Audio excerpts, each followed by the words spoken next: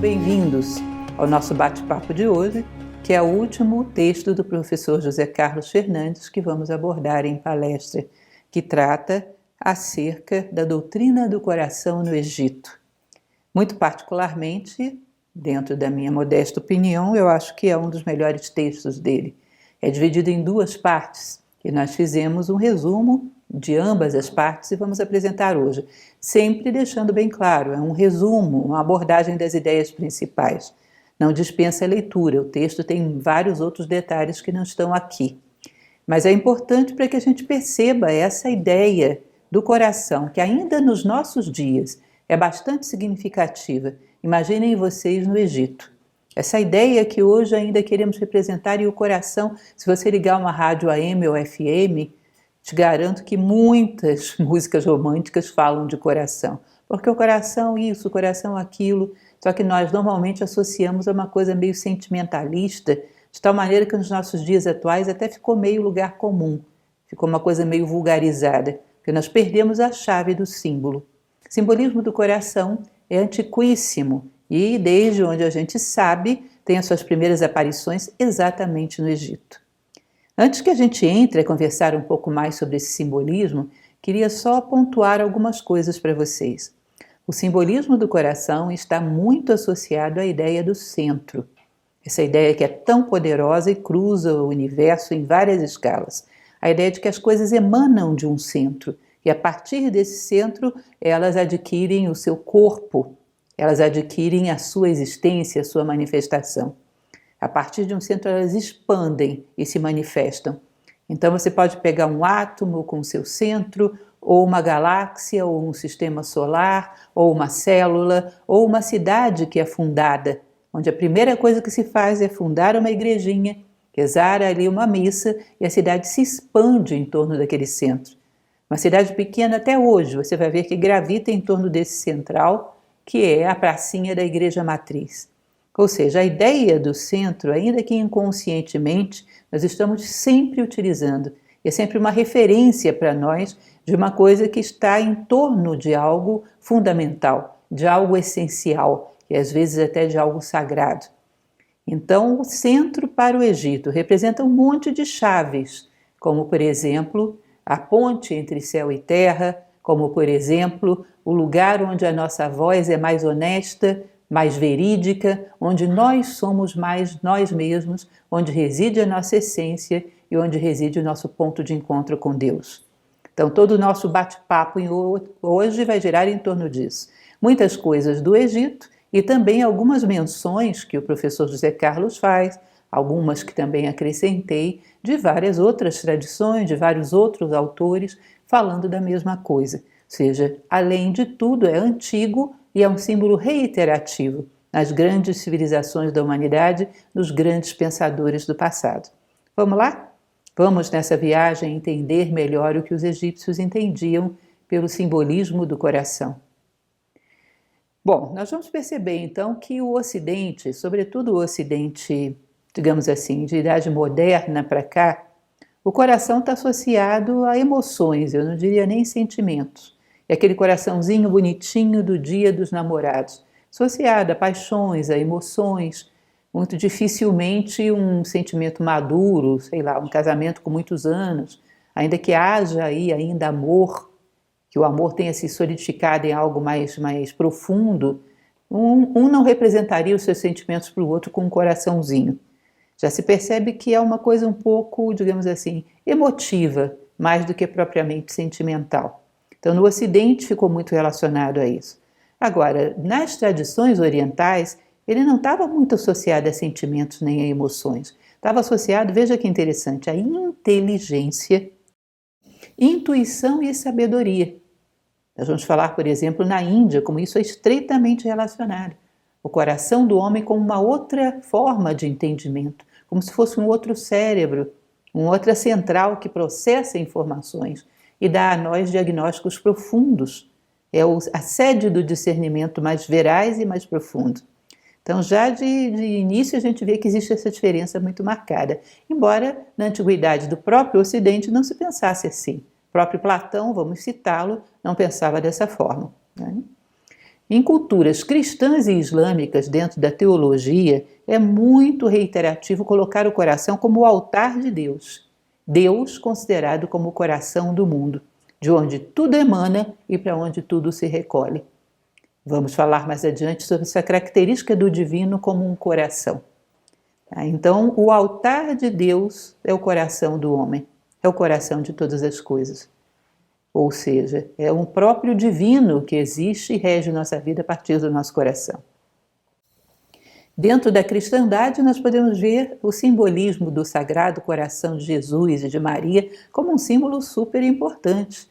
Demorou muito tempo na minha vida para que eu pudesse entender um pouco desse símbolo, desse Sagrado Coração de Jesus cravejado de espinhos. Ou seja, um símbolo muito forte, muito significativo, embora às vezes a gente não pare para refletir a respeito. O movimento do coração representa o pulsar do universo. O universo todo é um constante pulsar. Então, o movimento do coração é como se fosse um símile do movimento do universo manifestado, como se todo o cosmos fosse um grande coração. Mais adiante, vamos detalhar um pouco mais essa visão do universo manifestado, representado por um coração, né? E é interessante porque você, quando considera que o universo manifestado manifesta-se e comporta-se como um coração, quando o homem encontra o seu coração, quando aprende a ouvi-lo, ele tem um corredor de comunicação com todas as corações do universo, inclusive com o coração do Uno. E daí se diz que o sábio é aquele que sabe ouvir o seu coração, porque através dele você ouve todos os corações da manifestação, inclusive o grande coração, de onde tudo emana e para onde tudo retorna. Por isso, um sábio é um homem de coração desperto. Continuando, na Índia, vocês vão ver, não só na Índia, mas nós vemos bem forte aí, o simbolismo do coração, como o coração tem a ver com é muito parecido com um triângulo invertido, então muitas vezes esse coração é associado ao feminino, à manifestação. Os deuses na Índia, em geral, tinham a sua Shakti, seu complemento feminino. É como se o masculino representasse simbolicamente espírito e o feminino a manifestação desse espírito no universo manifestado. E o coração é exatamente esse centro de comando que comunica as ideias, a essência, com a existência. Então ele é associado, ainda na nossa visão sentimentalista do Ocidente atual, tem-se a impressão de que coração é sentimento, portanto está mais relacionado ao feminino, que é um conjunto de preconceitos, né? Mas pode ser que aí haja também um eco de tradições antigas. Então as Shaktis estavam associadas a esse coração do divino. É o divino presente na manifestação. Os egípcios representavam o coração, tinha algumas representações, mas duas principais eram um vaso. Para quem já viu aquela cena do peso do coração do morto no Duat, onde é colocado o coração do homem num prato e no outro a pluma da cabeça da deusa Maat, que é a deusa da justiça, vocês vão ver que o coração que é colocado ali é um vaso com duas alcinhas. Ele é representado, às vezes por esse vaso e às vezes pelo íbis, é um animal que tem um bico bem fino, que se associa à ideia do discernimento, por ser capaz de selecionar, como se fosse uma pinça, selecionar claramente aquilo que ele deseja comer. Ou seja, uma capacidade de seleção, de discernimento. Esse íbis é muito associado ao deus Thoth, que por sua vez é frequentemente associado a Hermes Trismegisto, o personagem que seria o fundador do hermetismo egípcio. E esse Thoth passa para outras tradições, como o Hermes grego e o Mercúrio romano. Ou seja, o coração do homem associado a um deus que era eminentemente um comunicador entre céu e terra.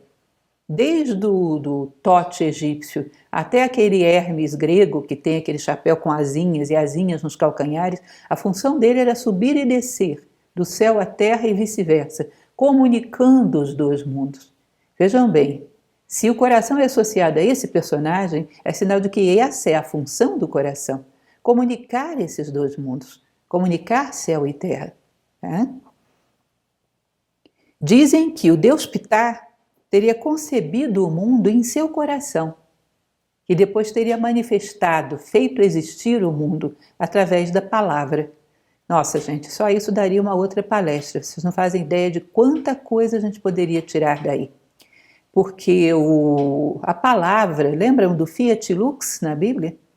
A palavra é a manifestação de algo que antes estava oculto. Eu estou pensando em alguma coisa, aí eu falo coração. Essa palavra coração é uma representação visível, audível no mundo daquilo que antes era invisível, era só pensamento. Então diz que a palavra é o logos do pensamento divino. A palavra representa a criação do universo. Tá, o Deus criador, né? Ele teria pensado o mundo no seu coração, teria processado o mundo no seu coração e teria manifestado através da palavra. Então a palavra seria o logos divino. E dizem também, segundo o professor José Carlos Fernandes, aqueles sacerdotes de Anubis que no Egito preparavam o cadáver para a mumificação, nós conhecemos esse processo mais ou menos através da história, eles retiravam os órgãos do cadáver, colocavam em vasos canópicos, mas não retiravam o coração, porque aquele morto teria que ter o seu coração como testemunha da sua vida no tribunal de Maat, e portanto o coração era deixado no corpo, para que o seu símile, que é o coração sutil, pudesse ser colocado na balança junto com a pluma de Maat, cada um num prato, para medir se ele era mais pesado ou mais leve que o coração de Maat. Os corações mais pesados do que a pluma da justiça teriam que voltar ao mundo. Os mais leves subiam ao Amente, a terra de Amon, a terra onde residia Osíris. O coração era considerado como o Deus de cada homem e símbolo da presença da consciência divina. Não é interessante isso? Então, o coração é a presença do divino dentro de você. É como se fosse aquela pedra preciosa, de um nível de preciosidade que não pertence a esse mundo. É aquela célula indissolúvel, como se fosse uma célula de Deus. É o divino que reside em cada ser da criação. É o seu centro, é o seu coração. Continuando, Platão no Timeu.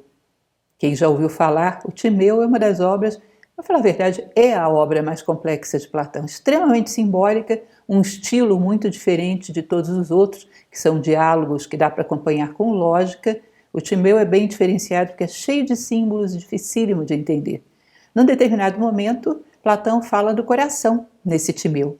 E ele vai dizer o seguinte: quanto ao coração, nó dos vasos e fonte de sangue, que circula rapidamente por todos os membros, foi colocado, por assim dizer, no posto de guarda. Ou seja, ele seria o centro, o posto de guarda, que se comunica com tudo através do sangue que ele bombeia, que registra todas as informações que são trazidas a ele pelo sangue, e poderia também transmitir a sua voz a todas as partes do corpo, conquanto o homem desse voz a ele na sua vida. Tá? Então ele é esse sentinela avançado da identidade do homem. Aí reside o seu eu antigo, aí reside a sua essência. O coração é escutado por tudo que tem sensibilidade no corpo. É a essência das experiências vividas é armazenada aí. Então é interessante, porque quando o coração é elevado para a balança no Aduat e pesado junto com a pluma de Maat, é ele que é pesado, por quê? Porque todo o sangue que passa por ele conta a história de todo o corpo humano para ele. Ficaria registrada aí toda a vida desse ser humano. E é a vida desse ser humano que vai ser julgada. E ele guarda em si essa história registrada. Tá? Muito parecido com o que dizia Platão ainda há pouco. É registrada aí a vida do homem. Portanto, é essa vida que é pesada, está toda contada no seu coração. E lá, daqui a pouco vamos ver como os egípcios diziam que poderia ser sublimada essa história, fazer com que o coração se tornasse leve, ainda que a vida tenha tido muitos erros. Isso é possível, muito parecido com aquilo que na Índia eles chamavam de redenção kármica. Dá para sublimar toda a experiência, com uma condição, que vamos ver já já, que é exatamente um dos segredos do livro dos mortos. Como fazer com que o teu coração não seja roubado de ti, ou seja, que o tempo não roube o teu coração, que ele não se torne mortal, porque não é próprio do coração ser mortal. Sim, esse físico, mas todos os seus representantes sutis, não. Fala-se então que o coração mais leve do que a pluma de Maat inevitavelmente tem que ser um coração de fogo. Imaginem vocês, um coração... É impossível um ser humano que não tenha tido nenhum erro na sua vida. E qualquer erro faz com que ele pese mais que a pluma de Marte. Então só tem um jeito desse coração ir para a mente, se tornar mais leve do que a pluma de Marte. Quando ele é um coração de fogo. O que significa isso? Quando ele incendeia todos os atos da vida humana e faz com que tudo se ilumine. Todos os erros serviram de lenha para que esse coração se acendesse. Mas é preciso que ele tenha sido acendido. Nós vamos ver que o que acende um coração, faz ele se tornar um coração de fogo, é a abstinência de qualquer ato egoísta. Uma vida entregue totalmente ao propósito divino. Uma vida que serve ao propósito do todo, que serve à natureza, que serve ao bem. Muito parecido com a ideia do Dharma indiano. Nem uma vírgula, nem à esquerda nem à direita do Dharma. Esse coração, dessa forma, se torna uma tocha, um coração de fogo, que incendeia todos os erros, porque todos eles serviram para que essa luz se acendesse. É como a história da redenção kármica. Todos os erros serviram para que você tomasse consciência, despertasse e relembrasse quem é. Então os erros foram válidos. Já não há mais por que ter consequências kármicas de erros que levaram o homem à sabedoria. É um conceito idêntico em duas tradições antiquíssimas e belíssimas ambas. Os astecas costumavam dizer que o coração é um nó que ata espírito e matéria. Interessante, eles usam a mesma imagem do nó que usa Platão. Um nó que ata espírito e matéria. Mais uma vez, essa ideia do coração como uma ponte entre dois mundos. No budismo tibetano, talvez vocês conheçam, eles têm um conceito muito interessante que Helena Blavatsky retrata na Voz do Silêncio, que existe o caminho do olho e o caminho do coração. O caminho do olho é traçado pelo Arati, o caminho do coração pelo Bodhisattva. O que significa o caminho do olho? Querer a sabedoria, para se libertar das condições do mundo, para se libertar da dor, ou seja, querer a sabedoria por motivos egoístas. Esse caminho do olho não vai muito longe. Qual é o caminho do coração?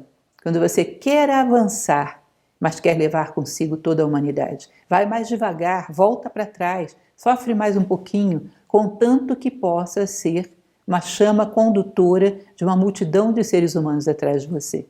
É o que se diz que Buda teria dito às portas do Nirvana.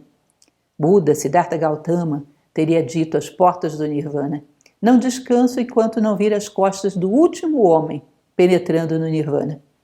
Ou seja, se ele vai ver as costas do último, o último será ele mesmo. Quando poderia ter sido um dos primeiros. Esse é o caminho do coração.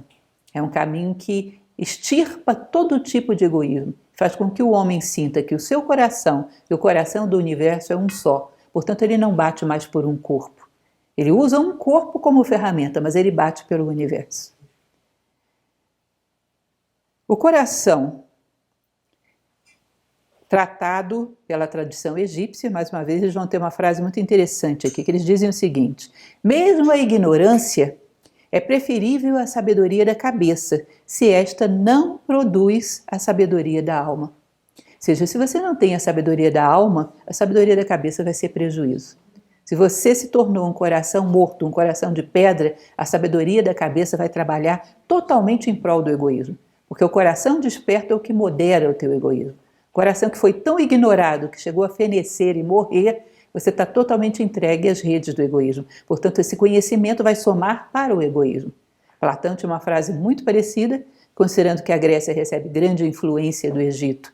É muito provável que tenha vindo do mesmo lugar, que ele dizia que é preferível a ignorância absoluta do que o conhecimento em mãos inadequadas. A ignorância absoluta do que o conhecimento que trabalha para a divisão, para tudo aquilo que separa e não para aquilo que une. Considerem que o bem para Platão é exatamente aquilo que une, que recupera a unidade na multiplicidade, ou seja, que segue o curso do universo, que, como dizia Pitágoras, começa no 1 e termina no 10. 1 mais 0, 1 novamente. Tudo nasceu e tudo retorna para a unidade. O coração é o sol no homem, e o sol é o coração do sistema. Um bonito jogo de palavras, né? Que representa uma realidade. É o nosso sol. Dele emana luz, dele emana vida, dele emana sustento. E o sol cumpre o mesmo papel dentro do sistema solar.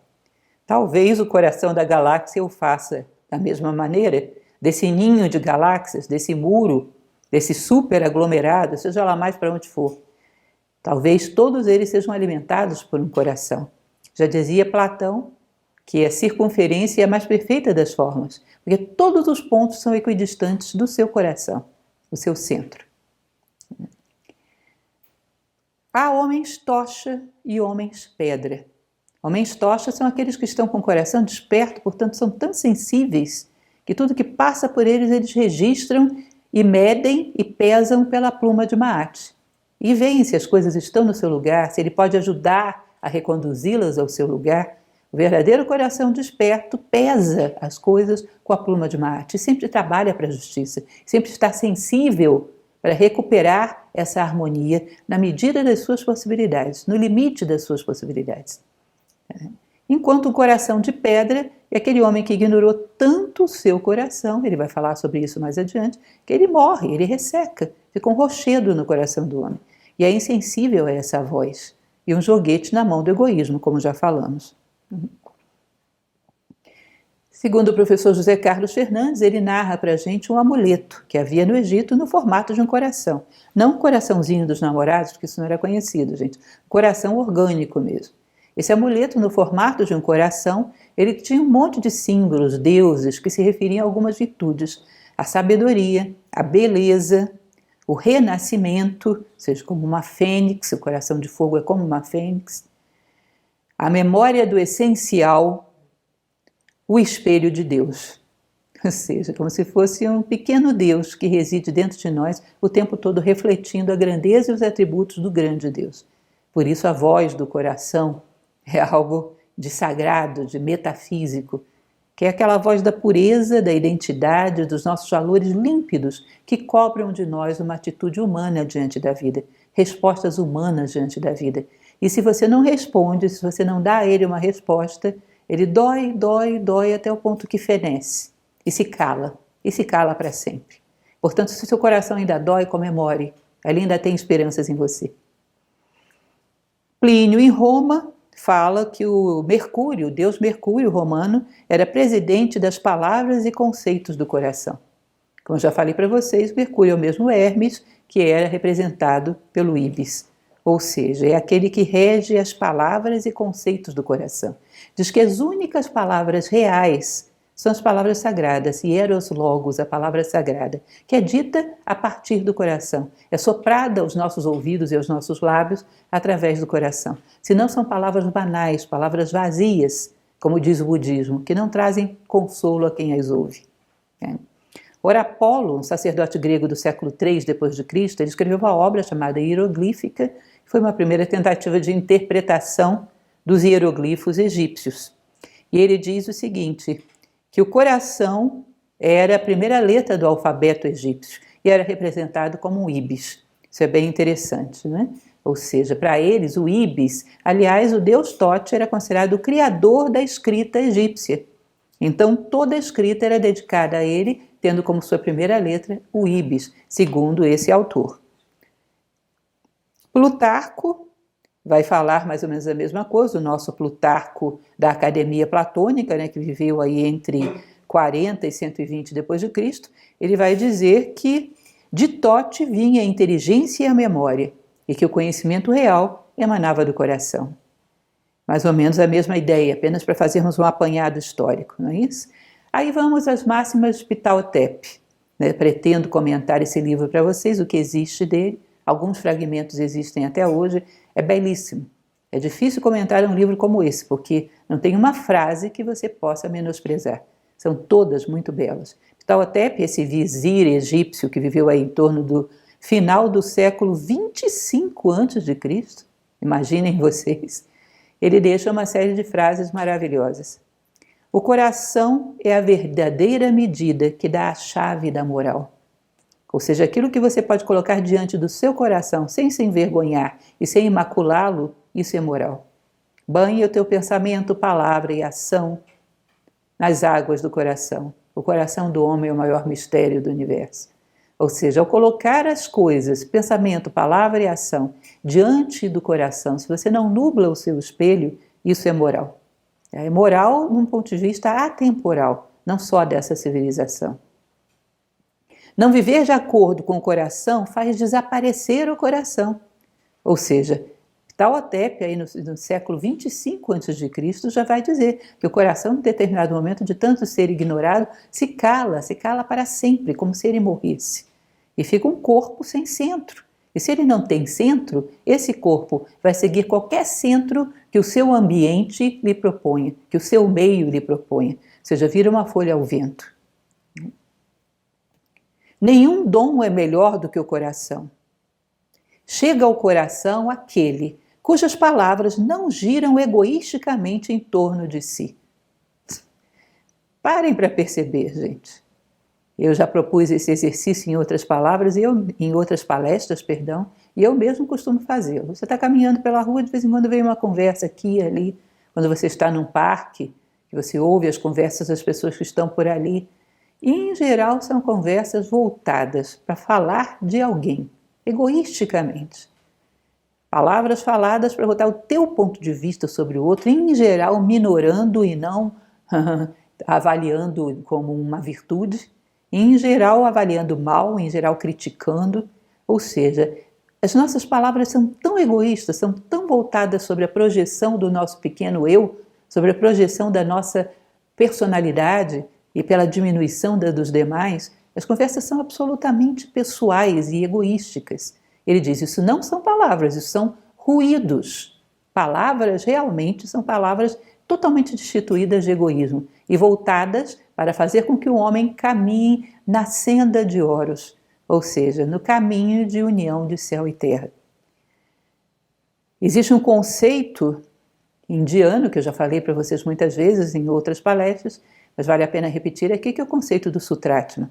Como se todos os seres humanos fossem pérolas e um fio único de prata passasse por dentro de todas elas. Aliás, não só os seres humanos, todos os seres do universo manifestado. Ou seja, a nossa essência, que é o nosso coração, não seria um nosso, mas seria um contínuo que passa por dentro de todos os seres. É como se o meu coração, o teu coração e o coração de todo o universo fossem episódios desse fio, esse Sutratma, que passa por dentro de todo o universo. O nosso coração seria só o ponto de inserção do cordão de prata do divino. Ele não é só nosso.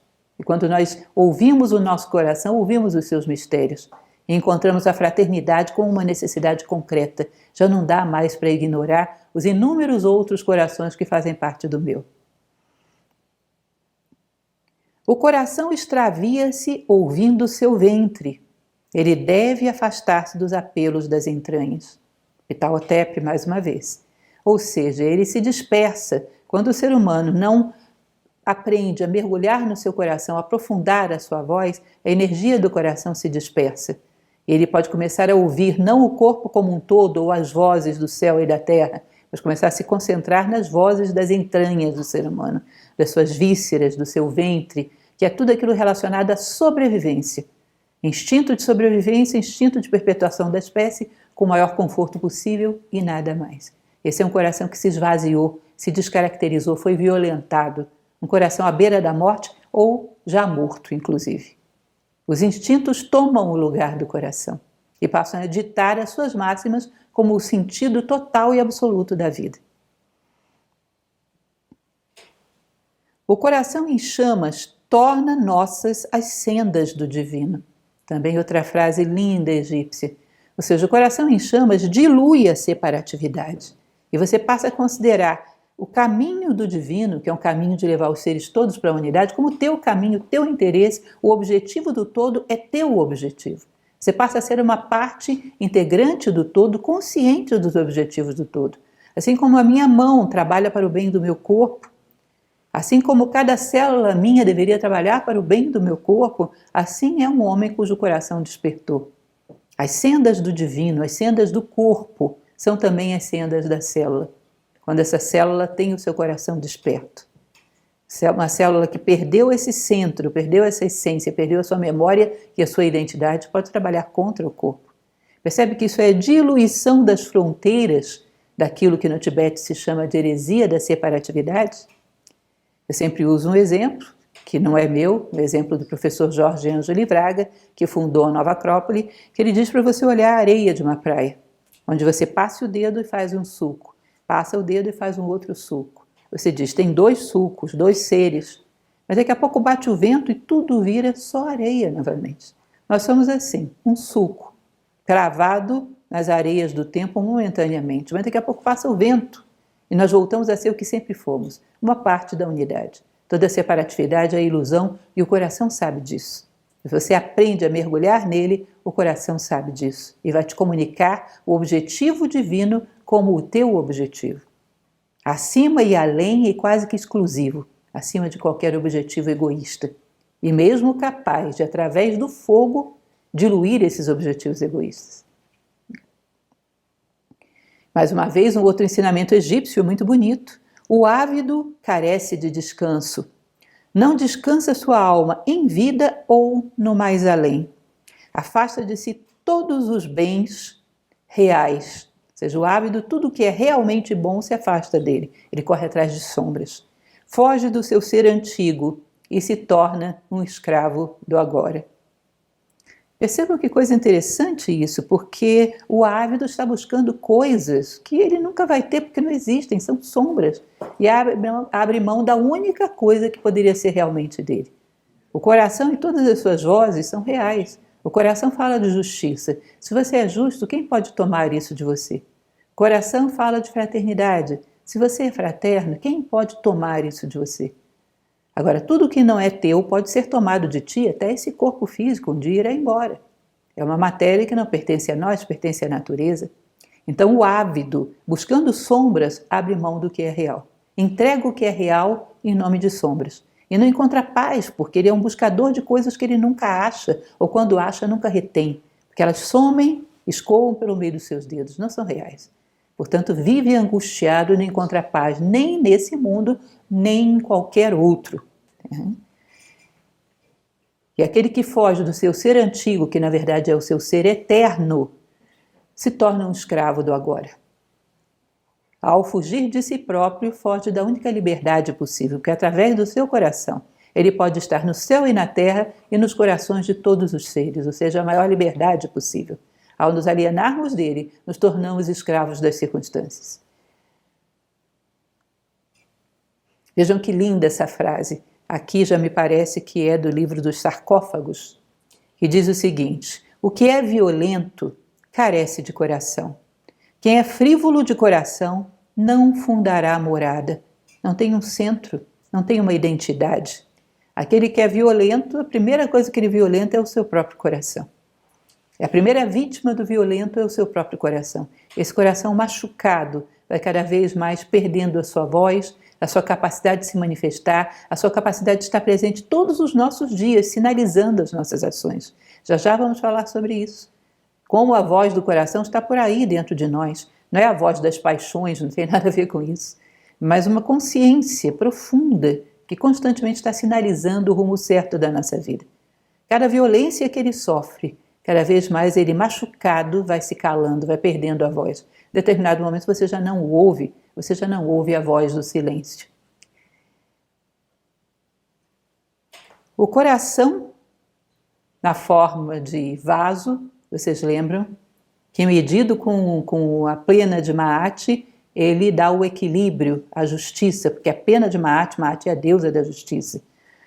Os 7 sábios da Grécia, naquelas máximas délficas que são atribuídas a eles, diziam: nada em excesso. Percebem que o equilíbrio, a falta de excessos, o centro, é a voz do coração. Buscar a essência, buscar o equilíbrio, buscar a justiça, buscar cada coisa no seu lugar.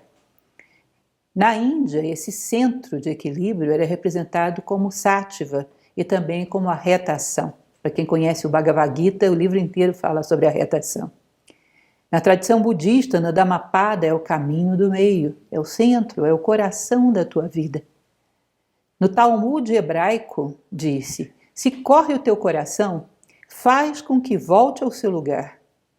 Ou seja, o coração tem que estar no centro, como sentinela, como aquele que marca o reto caminho, a reta direção. A direção humana, o caminho humano que espera por você. Confúcio diz uma outra coisa muito interessante. O coração do sábio, tal como o espelho, deve a tudo refletir, sem todavia macular-se. Ou seja, ele vê as necessidades de todo o corpo, sem todavia deixar de sentir as necessidades da alma. Ele vê todas as necessidades da terra, sem deixar de sentir as necessidades do céu. Ou seja, ele é a tua essência, mas ele é capaz de ver todo o seu contexto, gravar toda a tua história, mas sem se nublar, sem se envolver. Quando o teu coração começa a sair do lugar e se envolver com as coisas, significa ele está seriamente ferido, está perdendo a sua natureza, a sua identidade. É um coração que já foi muito maltratado e, portanto, está se tornando insensível. No livro dos mortos, aquele livro da oculta morada que nós conhecemos como livro dos mortos egípcios, há uma série de frases e capítulos dedicados à ideia do coração. O professor José Carlos enumera alguns deles, vamos conhecê-lo? Desde o coração deve-se edificar o ser humano. Lembram da cidade que é edificada desde a igreja matriz? Todas as coisas irradiam do centro. No centro elas têm o seu toque sagrado, que dizem em nome de que elas foram construídas. Qual é o espírito daquela cidade? A que ela serve? Assim também o homem. Desde o seu coração o homem é construído. E é no seu coração que reside a sua identidade, o propósito da sua existência e a direção para a qual deve caminhar, para voltar a encontrar a si mesmo. No coração está a chave dos estados de consciência luminosos. Eu não sei se vocês já tiveram essa percepção, mas quando nós sentimos, de alguma maneira, o nosso coração pesado, um erro, alguma coisa que não coincide com aquilo que nós consideramos como nobre, justo e bom, como o melhor que já experimentamos, dificilmente você tem grandes inspirações. Eu gosto de vez em quando escrever alguns poemas. Quando meu coração está pesado, a inspiração é zero. Parece que não tem comunicação de nada que seja válido, nenhuma palavra que vale a pena ser dita quando o seu coração está nublado. A palavra legítima, a palavra profunda, que traz consolo a quem a ouve, essa se torna absolutamente ausente quando o teu coração fecha as suas portas, enlutado por um dia que não foi humano. Percebam, aprenda a fazer experiências, isso não são coisas de outro mundo, são desse mesmo. Como libertar o coração das garras devoradoras do tempo e de seus regentes? É uma das coisas que os livros dos mortos coloca. Como fazer com que o coração se sublime e não seja aprisionado pelo tempo, pelas garras do tempo, não seja devorado por ele.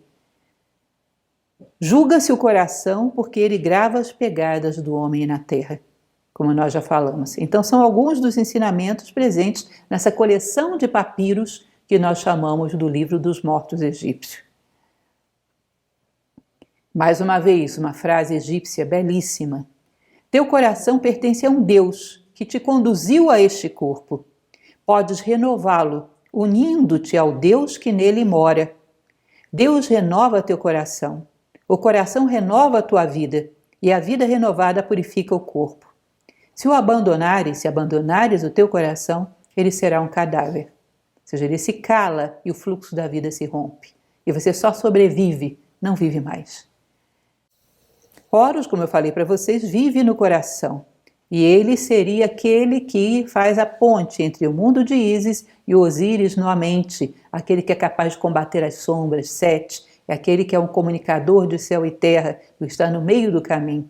Horus reside no coração dos seres, exatamente como esse meio, como esse centro entre todos os mundos.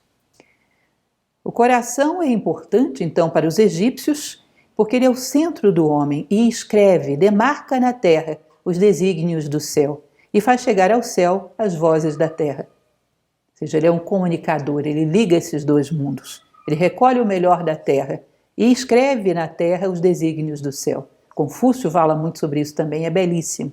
Os decretos do céu são escritos na terra por aqueles que têm coração limpo, por aqueles que ouvem as vozes do seu coração. Por senão não haveria nenhum decreto do céu escrito na terra, se não passasse pelo coração do homem. Ou seja, há muita coisa esperando nascer através do nosso coração. Muitas coisas a serem impressas na terra através do nosso coração. Só danificam o coração as ações que o céu abomina. A verdadeira dor é aquela que danifica o coração. E se coloca uma frase egípcia, o professor José Carlos Fernandes coloca, que não se exerça violência sobre mim. É o coração dizendo, não sejam violentos comigo. Que é a pior das dores. É uma dor que deixa o homem um mero cadáver ambulante. Um corpo sem coração é um corpo sem propósito. É um corpo sem identidade. É um joguete. Percebam essa ideia de que danifica o coração as ações que o céu abomina. É uma experiência muito concreta, gente. Todos nós temos. É importante que você fixe a sua atenção e perceba. Às vezes, antes de dormir, você sente o teu coração físico, doendo mesmo. A impressão que eu tenho é como se tivesse um alfinete cravado nesse coração. Uma coisa que dói, que me incomoda. E quando você consulta a tua mente, ela diz, não, você teve um dia perfeito, não fez nada demais.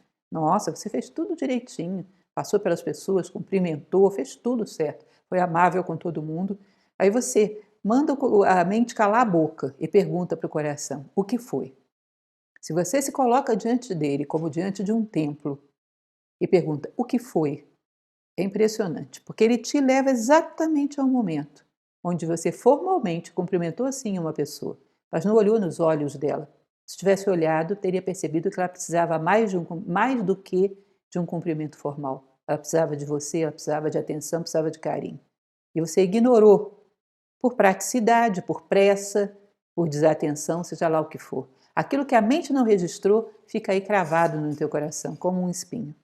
Só tem um jeito de você aliviar essa dor. É calar a mente, chegar diante dele e dizer, eu estou vendo, eu reconheço, eu me comprometo. Vou lutar contra isso a partir de agora. É muito interessante, porque esse compromisso diante do coração é como se alguém fosse lá e arrancasse esse espinho. A dor passa imediatamente. Façam essa experiência. Colocar-se diante do coração é como você se colocar diante da porta de um templo, que se comunica com vários sacrários, como se você estivesse diante do sagrado. Não o sagrado apenas em você, mas o sagrado no universo, o mistério do universo. E ele sinaliza quando ele ainda está vivo. Ele sinaliza que o teu dia não foi coerente com as máximas do todo, com as máximas do uno, com a trilha que você deve percorrer, que é a trilha do uno. Dói, e dói fisicamente. É importante que aprendam a reconhecer isso. Todas as noites façam uma avaliação do seu dia e perguntem ao seu coração, como foi? E se ele dói, é uma mensagem, é um recado que ele tem para te dizer. Se você perguntar, ele vai te mostrar onde você atropelou os códigos do coração, os protocolos do teu coração. Existe um texto dos sarcófagos, onde um egípcio, um deus egípcio, fala: eu coloquei o teu coração no interior do corpo para ti, para que tu possas recordar o que esqueceste. É muito bonito isso, gente. Um ser divino, dentro dessa tradição, uma tradição politeísta, ou seja, era um Deus, diz, eu coloquei o seu coração dentro do teu peito para que você recordasse quem você é. Se você entrar aí, você vai encontrar o seu eu antigo, o seu eu eterno, sua verdadeira identidade. Uma chamada da memória. Aí dentro existe aquela célula de Deus, que é a tua verdadeira identidade, é o teu nome interno. Dentro do teu coração existe algo de divino, uma célula de Deus, que é a tarefa que você veio cumprir no mundo e é a tarefa que você deve para com o todo. É a palavra sagrada, o hieros logos, que você tem que escrever na terra, na matéria, para que outros possam lê-la através de você. Para isso serve o coração. Ele traz a mensagem fundamental. Ele guarda o teu nome interno. Ele guarda a palavra sagrada. Num determinado momento desse mesmo texto dos sarcófagos se diz: para que o teu coração não seja arrebatado. Isso é falado muitas vezes também lá no livro dos mortos egípcios. Cuidado para que o teu coração não seja arrebatado. Vejam bem, o coração físico vai ser arrebatado pela matéria, porque ele é feito de matéria. Mas existe esse coração mais sutil que está por trás do coração físico. É essa memória desse coração sutil que eles não querem deixar que seja arrebatada. Ou seja, que você perca tudo aquilo que armazenou ao longo da vida, se é que armazenou alguma coisa. Percebam que não há uma preocupação no livro dos mortos com a memória da cabeça, mas só com a memória do coração. Por que será? A memória da cabeça guarda as coisas fúteis e superficiais da vida, que às vezes não precisa nem a morte, durante a própria vida você esquece. As memórias do coração guardam aquelas sementes de realidade e de eternidade que você colheu ao longo da vida, ou seja, levam o fruto mais produtivo da tua vida, aquilo que realmente foi fator de soma para você e para o mundo. Seja o livro dos mortos e também o texto dos sarcófagos, não se importa muito com a memória da cabeça, mas faz toda uma exortação para proteger a memória do coração, que é o fruto válido da tua vida. Mais uma vez, no texto dos sarcófagos, o professor José Carlos cita um trecho lindo. Esse texto é todo cheio de trechos lindos. Nenhum espírito arrebataria o meu coração, pois meu Deus tem o caminho aberto até ele, e nele mora. E em breve podereis, espíritos celestes, restituir esse coração convosco aos lugares da perpétua alegria. Veja bem, o meu Deus tem o caminho aberto até ele e nele mora. Cuidado, vamos entender isso em mais profundidade. Não é Deus mora no meu coração porque eu amo a Deus e penso nele o tempo todo. É muito mais do que isso. Meu coração seria uma célula do próprio divino, uma parte dele encravada em mim. Aquele Osíris que foi despedaçado e os pedaços dele foram colocados para todos os cantos do mundo. Esse pedaço do divino encravado no meu peito, essa joia preciosa, que quando eu trago ela à tona, ela se torna o mais brilhante, o mais significativo e justifica toda a minha vida. Tá? Deus mora no meu coração porque o meu coração é parte dele, como se fosse um pequeno pedacinho de um grande diamante. Não deixes que teu coração desfaleça.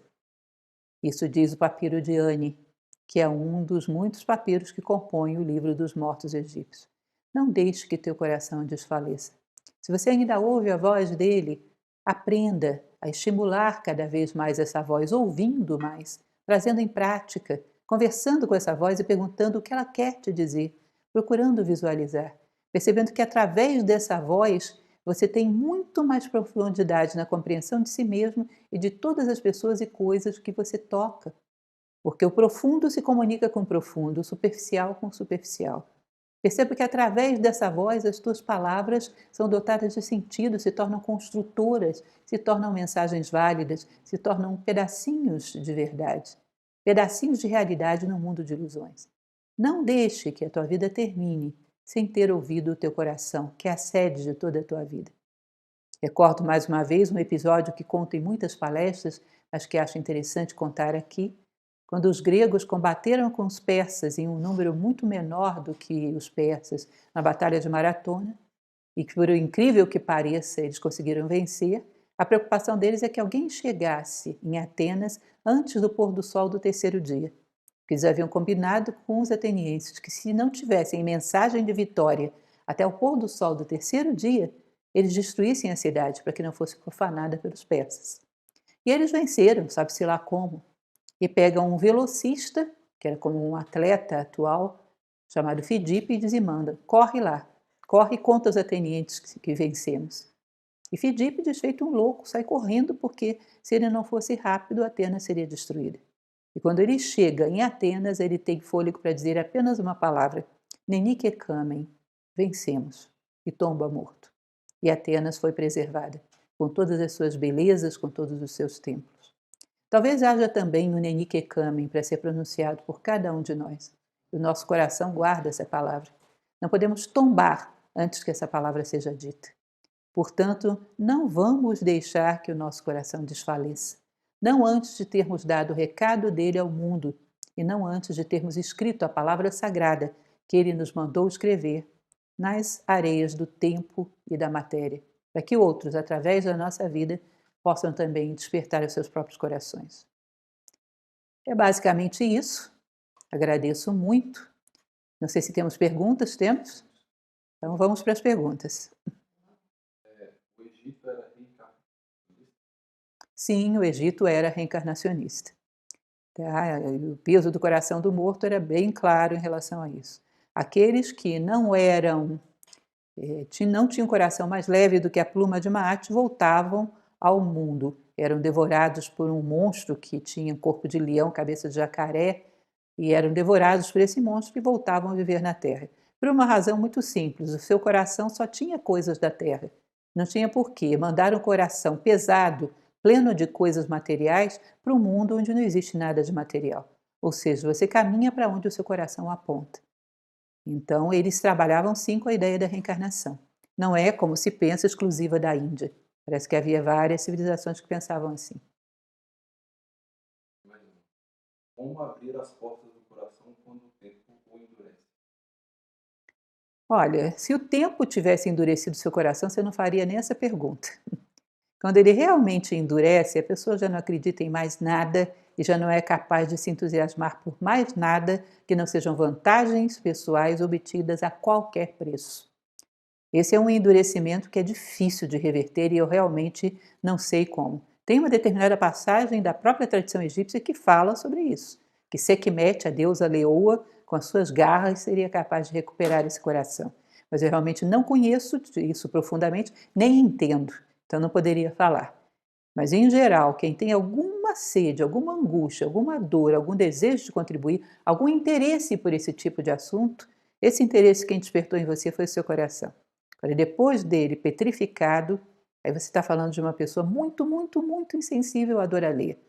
Quase que um psicopata, como diz a doutora Ana Beatriz tão bem. Totalmente insensível à dor do outro. E aí realmente é muito complicado. Teríamos que entender os mistérios de Sekhmet, que não são fáceis de entender. Imagina. Professora, por que ainda hoje a história do Egito causa tanto fascínio nas culturas ocidentais? É interessante porque sempre causou fascínio. Parece que a gente intui, e intuição é coisa própria do coração. Perdão. A gente intui que ali havia alguma coisa que a gente não sabe o que é, mas que é válida, que vale a pena conhecer. Disse que na Idade Média, toda vez que em torno dos feudos parecia uma pessoa esquisita, que parecia um mago ou alguma coisa parecida, eles diziam: esse veio do Egito. Ainda que seja por medo, sempre houve uma identificação do Egito com mistérios, com um conhecimento profundo que a gente não detém mais. Isso só tem uma explicação, deve ter algo de intuitivo, que diz aí houve alguma coisa que em algum momento a gente precisa recuperar. E não tem uma explicação racional para isso. Esse mistério, esse fascínio que as coisas que são profundas provocam nos homens quando estão saturados de superficialidade. Isso é voz do coração. Mas a última. Luciana, qual a atitude correta? Seguir a razão ou o coração? Ambos, ambos, mas você tem que considerar que a razão, a lógica é fundamental, como dizia Epíteto, proteja a sua razão e ela protegerá você. Mas a razão tem que ser orientada por preceitos do coração. E a razão orientada por preceitos das vísceras, ela se torna uma máquina a serviço da destruição, da manipulação, do tirar proveito de tudo. A razão ela é uma lógica, ela concatena argumentos, mas o direcionamento da razão não é dela, tem que vir de fora. Ou seja, ou vem do coração ou vem das vísceras.